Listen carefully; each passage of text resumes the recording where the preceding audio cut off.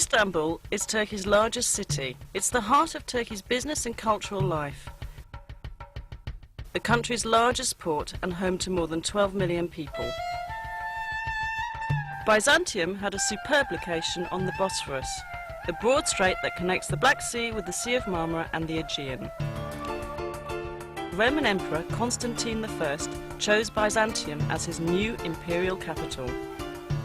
He ordered his builders to construct a great city of wide boulevards, spacious public squares and grand palaces.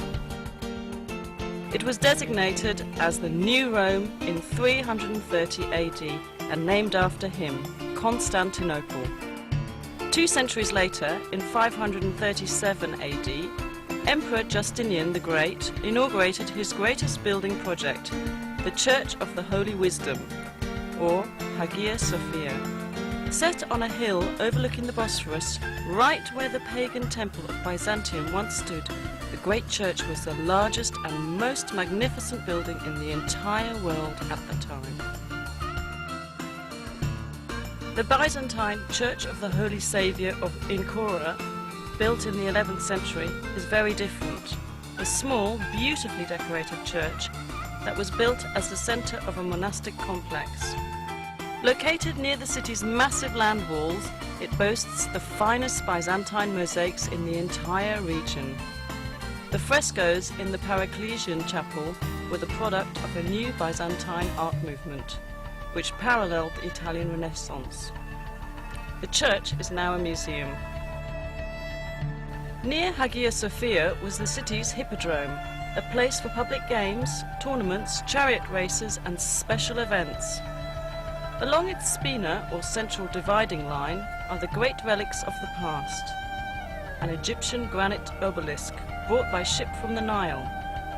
A bronze serpentine column, once topped by 3 serpent heads. The column of Constantine, which in Byzantine times was covered in plates of gleaming bronze. The armies of Sultan Mehmet II conquered the imperial city in 1453, putting an end to the Byzantine Empire. The Ottoman sultans beautified their new capital, constructing great buildings that rivaled those of the Byzantines. The Blue Mosque, built by Sultan Ahmet I in 1616, was set next to Hagia Sophia so that people could compare the 2 artistic achievements.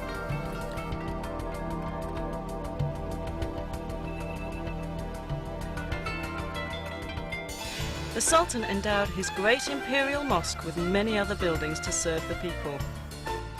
Fountains, a health clinic, a soup kitchen for the poor, a Turkish bath, a theological seminary, living quarters, shops and storehouses. Topkapi Palace, known as the Seraglio to Europeans, was the home of the imperial family and the centre of the empire's government.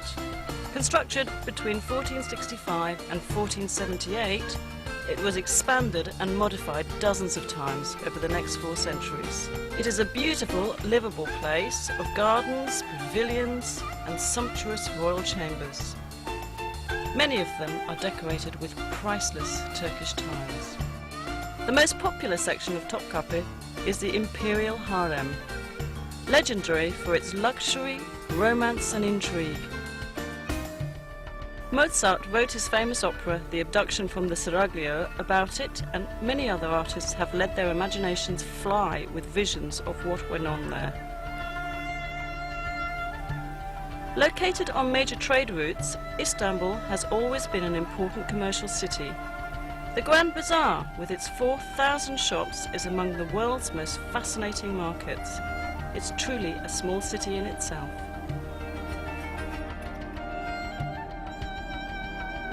Nearby on the Golden Horn is the Egyptian or Spice Bazaar, known in Ottoman times as the place to buy exotic spices and herbs to be used in cooking or as traditional medicines. Crowning a hill overlooking the city is the Süleymaniye, or Mosque of Sultan Süleyman the Magnificent, the largest of Turkey's imperial mosques. Built for the empire's greatest sultan, it is the masterwork of Mimar Sinan, Turkey's greatest architect. The region around Istanbul is filled with fascinating places to visit on day trips. Take a fast ferry boat voyage south across the Sea of Marmara to visit Iznik, known in ancient times as Nicaea. Iznik is known today for its agriculture, but it has a deep romantic history. Ancient Nicaea was an important political, cultural and commercial city surrounded by powerful city walls which survive to this day. The early Christian church held two important ecumenical councils here. At the first council of Nicaea, held in the year 325 at the church of Hagia Sophia, theologians set the stage for the adoption of the Nicene Creed. A short drive south of Iznik brings you to Bursa, a large and growing city clinging to the side of the Bithynian Mount Olympus. Bursa was already ancient when, in 1326, the Ottoman Sultans chose it as the first capital of their rapidly expanding empire.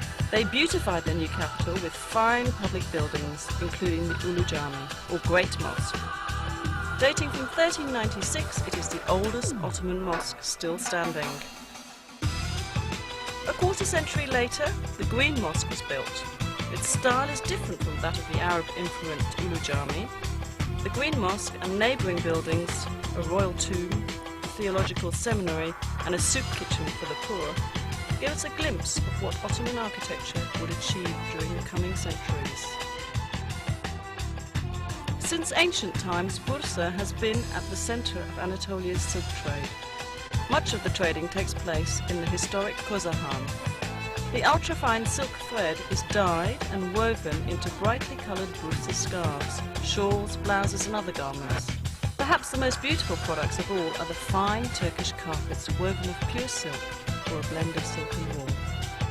West of Bursa's city centre is the suburb of Çekirge, famous for its hot mineral springs. The Romans enjoyed these baths, as did the Ottomans, who restored and improved the facilities.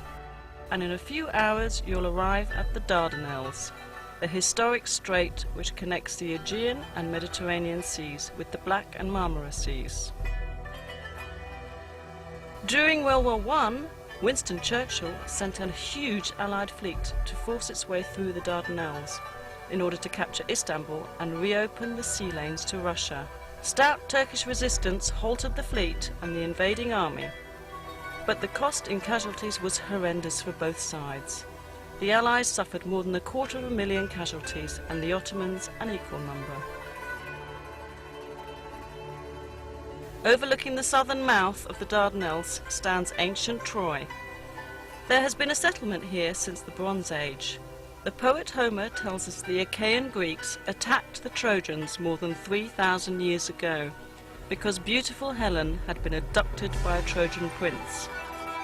Modern historians believe the 10-year war was probably fought over control of the Dardanelles. Whatever the cause, the Trojans lost. They couldn't resist dragging the Achaeans, great wooden horse, into their city. At night, the Achaean soldiers hidden inside the horse crawled out and opened the city gates to the invaders. Troy was sacked and burned.